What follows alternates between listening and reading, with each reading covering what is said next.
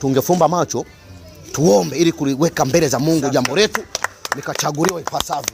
Nani au niongoze mwenyewe maombi? Tufumbe macho, tujaribu kusema tunafumba tu macho. Tazama mtumishi wako na kwenda kuchukua mitano tena. Ndio. Mtu akileta maswala yake pumbavu, pega chini. Ndio. Nikae pale juu.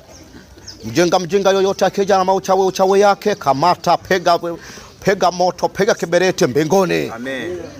Bwana, jaribu kutazama, tuangalie mitano tena. Kama Mungu utanibariki vizuri. Yule mama yule pale ananisumbua sana. Na ukiangalia mke wangu na hata dharau na yeye kwa sababu hapa sijakamilisha mipango kaza. Nioe muhindi. Amina. Na baada ya kuoa muhindi atasaidia kuleta maendeleo katika hii familia. Akienda India akirudi ni tripu za vitenge tu. India vitenge, akirudi anarudi na mabirika ile ya kunganganga. Vitenge akirudi mabirika ya kunganganga.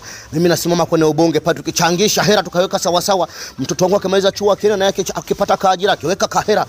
Mama mke wangu naye biashara yake ya samaki na dagaa na akichanganyisha kahera. Tujajenga nyumba hapo ndugu yangu. Nyumba tayari tumejenga. Sema amina. Amina. Basi. Piga makofi.